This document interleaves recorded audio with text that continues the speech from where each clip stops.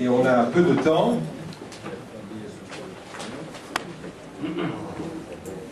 Comment transmettre sans endoctriner? La question est de savoir s'il n'y a pas une violence inhérente à l'acte de transmission. Dans la mesure où toute transmission peut être perçue comme un endoctrinement.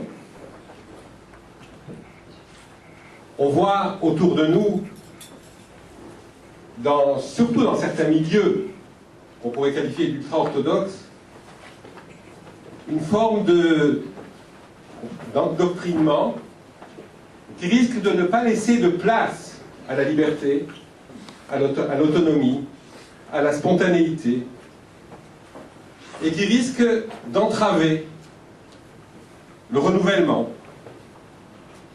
Et je parle pour nous, dans la tradition juive, bien que Baruch Hashem, dans la tradition juive, il y a une place infinie pour le renouvellement de sens, l'interprétation, la liberté, etc. Mais réfléchissons autour de nous.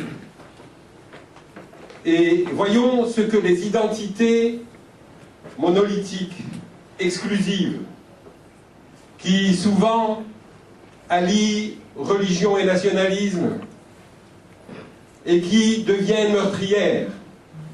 Je me souviens d'un livre que Bernard-Henri Lévy avait écrit, qui s'appelait « La pureté dangereuse ». C'est-à-dire qu'à partir du moment où je veux veiller à la pureté de mon identité, je considère qu'elle risque d'être polluée. Polluée par l'extérieur, polluée par d'autres identités, par d'autres civilisations, par d'autres spiritualités, par d'autres religions. Et je vais m'opposer à tout ce qui est extérieur à moi, souvent le qualifiant de moins que l'humain. Souvent dans les conflits, vous apercevez que les autres sont des bêtes, les autres sont des animaux, les autres polluent, etc., etc., au nom de la pureté de mon identité, au nom de la dimension monolithique de mon identité. Je dis souvent, à chaque fois qu'il y a par exemple un conflit, on simplifie les identités. Tout d'un coup, je ne me définis que comme juif ou musulman parce que je suis en conflit avec l'autre, alors que mon identité est complexe. Je donne mon exemple, chacun a son exemple. Je suis né en Algérie, donc il y a une dimension d'arabité dans ma judaïté. J'ai grandi en France, donc je suis baigné par la culture française. J'ai des goûts. J'ai un goût pour la littérature, la philosophie, la musique, etc. J'ai grandi en Israël ensuite, j'ai étudié dans des yeshivot, mais pas des yeshivot sfarades, des yeshivot dites lituaniennes, etc. Donc il y a toute identité complexe. Et simplifier l'identité, peut-être à la partie la plus importante, bien entendu, simplifier l'identité risque de la rendre monolithique, et la rendre monolithique, s'opposer à d'autres identités. Et souvent, je répète, en temps de conflit, alors on n'est que cela ou que cela, parce qu'on choisit la dimension conflictuelle de l'identité pour la mettre en valeur. Donc, vous connaissez tous le livre d'Amin Mahalouf, Les identités meurtrières. Et à partir du moment où on est là pour transmettre des identités monolithiques, coupées du reste, coupées de l'universel, coupées des autres, on risque de transmettre des identités meurtrières. On est mal barré. Là, je suis en train de parler à Kesher, où on essaye de transmettre l'identité juive, et je suis déjà en train comment dirais-je, de critiquer l'identité. Ouais, on va aller plus loin. Alors, je dis souvent, si l'on quitte le terroir de l'identité, puisque l'identité est dangereuse, et que l'on s'ouvre vers d'autres terroirs, par exemple l'universalité, l'universalisme, alors on a l'impression qu'on est sauvé. Parce que au sein de l'universalisme, on est tous pareils. Il y a une communauté de l'humanité, une égalité, une liberté et une dignité égale à tous. Et pourtant, on s'aperçoit qu'à chaque fois qu'un nouvel universalisme est apparu, il a engendré des impérialismes. Je répète, à chaque fois qu'un nouvel universalisme est apparu, il a engendré des impérialismes. L'universalisme de la Révolution française, les droits de l'homme, etc., quelques décennies après, l'impérialisme napoléonien qui a voulu exporter la civilisation française dans le monde et coloniser le monde à la lumière, à l'aune de l'universalisme français. L'universalisme russe a créé l'impérialisme soviétique. Et je dis souvent, et là je nous épargne, nous juifs, que l'universalisme des grandes religions, avec leur prosélytisme, a créé des formes d'impérialisme religieux. Nous juifs, on n'a pas eu cette tentation d'universaliser et de judaïser la planète. Mais donc, la réponse n'est pas l'universalisme.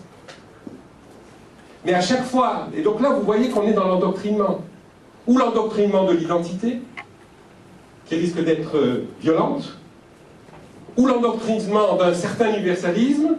Imaginez, rappelez-vous, au temps de la Russie soviétique, de l'Union soviétique communiste, combien d'endoctrinement il y avait. On mettait dans des hôpitaux psychiatriques les objecteurs de conscience.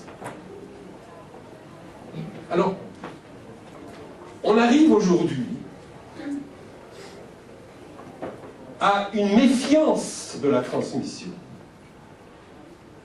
Parce que on risque de fourvoyer nos enfants alors que nous nous sommes fourvoyés dans des idéologies qui se sont avérées meurtrières, dans des idéaux qui se sont avérés erronés, ou dans des orthodoxies qui se sont avérées paralysantes. Et on est arrivé à l'ère de l'information. On ne veut plus transmettre, on informe. On informe les enfants. Et très souvent, vous voyez des foyers où on dit ils choisiront plus tard. On ne veut rien transmettre. Aujourd'hui, ils choisiront plus tard. Aujourd'hui, il y a tellement d'outils pour s'informer. Internet, les réseaux, la toile, etc. Les enfants sont beaucoup plus agiles que nous pour s'informer. Ils communiquent beaucoup plus facilement au niveau de l'informatique, etc. Et donc l'information a remplacé la transmission. Mais le problème avec l'information, c'est que l'information, en fin de compte, elle est démocratique, elle est horizontale, mais elle ne transmet pas de sens. Elle ne transmet pas de colonne vertébrale. Et aujourd'hui, on s'informe par les voies de la télévision, de l'Internet, etc. On est actuellement dans une forme de mimétisme, où tout le monde, où on est dans le marché des idées, où on choisit des idées, mais pas à travers une culture, pas à travers une ascèse, pas à travers un travail sur soi. On choisit des idées comme on va au supermarché, et ça vient de la déresponsabilisation des adultes qui ont peur de transmettre, parce que eux-mêmes ne sont pas sûrs de ce qu'ils ont comme bagage, ne sont même pas sûrs de leur valeur. Et l'information crée une fausse autonomie. En fin de compte, on s'est battu pour l'autonomie parce que la transmission a remis en question l'idée d'autonomie de la conscience. On m'a transmis des idées, des idéaux, des valeurs. Et au nom de cette autonomie, on transmet, on informe, mais ça crée une fausse autonomie parce qu'elle est une autonomie qui n'est pas construite, qui n'est pas travaillée, où il n'y a pas de recherche de sens, où il n'y a pas de viatique, où celui qui m'informe ne transmet pas sa quête de sens, et donc on n'est plus dans le sens, on est dans des informations, et des informations qui, en fin de compte, risquent de nous amener vers des formes de mimétisme et des formes de paralysie intellectuelle.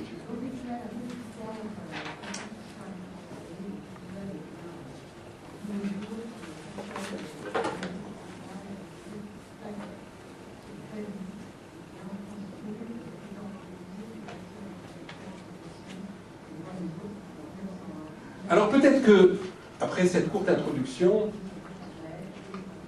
il faut revenir à quelque chose qui me paraît fondamental. Et je vais commencer à parler en tant que rabbin.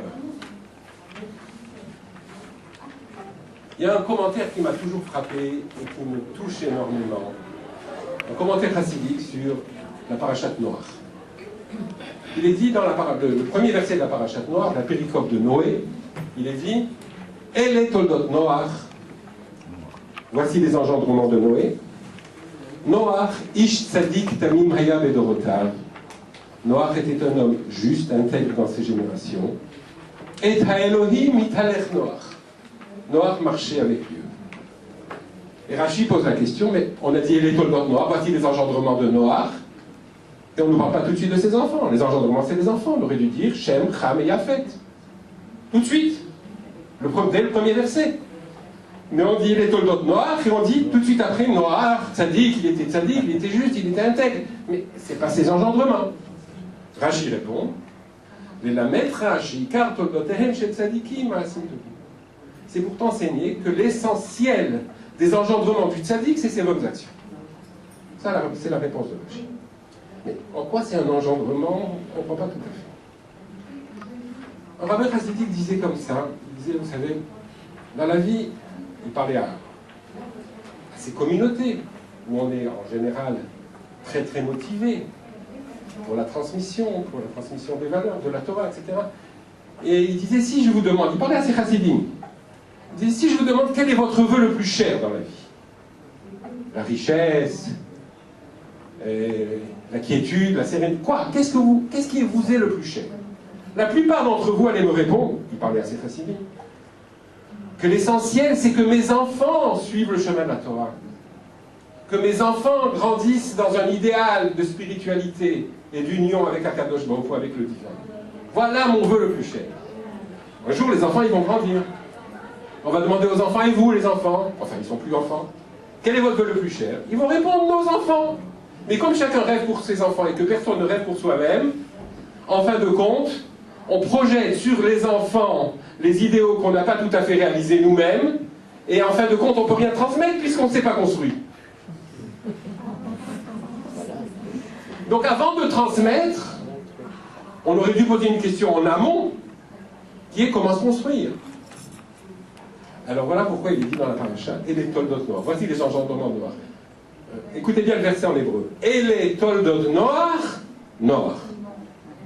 Voici les engendrements de Noé, Noé. Le premier enfant de Noach, c'est Noach. Tu dois être ton premier enfant. Et c'est pour ça qu'on dit tout de suite, Noach, ish tzadik, Noach était tzadik, tamim, etc., intègre dans ses générations. C'est-à-dire qu'à partir du moment où je suis à la racine de mon engendrement spirituel moi-même, alors je peux engendrer. Alors je peux transmettre.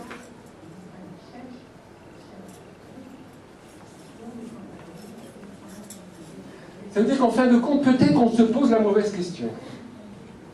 Peut-être qu'on s'est posé la question trop vite de la transmission. Avant la question de la transmission, il y a la question du limoud. C'est ce que vous faites aujourd'hui. C'est ce que nous faisons aujourd'hui. La question de l'étude. Le judaïsme, c'est une religion de l'étude. Et ce n'est pas simplement la transmission à la génération suivante. Vous savez, on appelle ça aujourd'hui le jeunisme. C'est-à-dire comment dirais-je, le fait d'idéaliser les jeunes. Quand un rabbin vient dans une communauté, on lui demande « Qu'allez-vous faire pour les jeunes ?» Et vous, les adultes, il n'y a pas Tralas? On est fichus déjà. On existe. On doit réussir notre vie, nous aussi, pas seulement nos enfants. Et si on ne réussit pas notre vie spirituelle, on n'a rien à transmettre à nos enfants. Et je crois, si on s'arrête 2 minutes là-dessus, sur cette idée, je crois qu'on risque d'être intégriste si on ne s'est pas construit soi-même. Quand je n'ai pas construit ma personnalité ou ma spiritualité, alors, et qu'en fin de compte je suis creux et vide à l'intérieur, mon idéal est immense. L'idéal non réalisé que je projette sur autrui est énorme. Et je voudrais qu'autrui soit dans la perfection que je n'ai pas. Et en fin de compte, je le castre. Mais si moi, je savais combien c'est difficile, parce que je marche, parce que j'essaye d'avancer, je me casse la figure, je me relève, je continue, etc., j'adapterai mon discours à mes enfants. Je ne serai pas d'une intransigeance telle qu'elle va les décourager et qu'elle va les éloigner. Donc, vous voyez que ce point, comment transmettre sans endoctriner, peut être une des réponses. La première réponse, c'est en se construisant soi-même.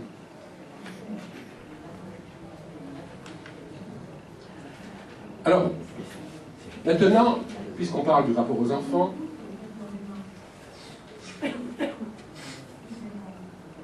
on s'aperçoit, et je le dis souvent, que dans le judaïsme, vous savez que le judaïsme, c'est l'éducation, c'est la formation, l'étude, etc. Il y a 613 commandements, il y en a des commandements. Ça ne manque pas, alhamdoulilah. Et pourtant, il manque un commandement fondamental. Il n'y a aucune mitzvah d'éduquer ses enfants à des valeurs et à des comportements. J'ai aucune mitzvah de la Torah, je parle de la Torah, d'ordre toraique. La Torah ne me dit pas, tu dois éduquer ton enfant à respecter ses parents, à faire Shabbat, à manger kasher, etc. C'est pas marqué. Je parle en yiddish maintenant, parce que j'ai parlé en arabe tout à l'heure. C'est pas marqué. Il y a une seule chose qui est marquée dans la Torah, Veshinantam levanecha vedibarta bam. Ça je sais. Parce qu'on attendait. Veshinantam levanecha vedibarta bam. Tu inculques, tu étudieras avec tes enfants. Veshinantam shiyu dvarim echuddadim beficha, dit la Gemara. Ça veut dire que les paroles soient aiguisées. Étudie avec tes enfants. Ça veut dire, j'ai pas à dire à mes enfants, fais Shabbat, mais étudie le Shabbat avec tes enfants. Prends la Masechet Shabbat et travaille avec tes enfants. La Masechet Shabbat, c'est le traité talmudique qui parle du Shabbat. Ça veut dire qu'en fin de compte, la Torah parie sur quelque chose de très précieux. Elle pense que quand un père ou une mère étudie avec son enfant, cette résonance affective entre les parents et les enfants, autour d'un texte, dans l'amour, sera source d'élévation du désir de l'enfant et de volonté de l'enfant d'adhérer au viatique, au vecteur, à l'orientation que nous propose la Torah. Mais sans coercition sur l'enfant. Car il ne s'agit pas de dire à l'enfant, fais ceci, ne fais pas cela. Il s'agit simplement d'élever le désir de l'enfant vers un idéal que l'on étudie ensemble et que l'on analyse ensemble. C'est ça la mitzvah d'Oraïta, la mitzvah de la Torah, le commandement de la Torah. Les rabbins, après coup, ont dit, mais souvent les parents n'étudient pas avec leurs enfants, ou ils étudient mal, etc. Alors, en shlav bet, comme on dit en hébreu, dans un deuxième stade, si après l'étude, après tout cela, malgré tout, l'enfant ne fait pas naturellement Shabbat, il faut quand même lui dire. Mais ça, c'est une mitzvah d'ordre rabbinique. Mais c'est toujours il ne faut jamais confondre le Aleph et le Bet. Vous comprenez?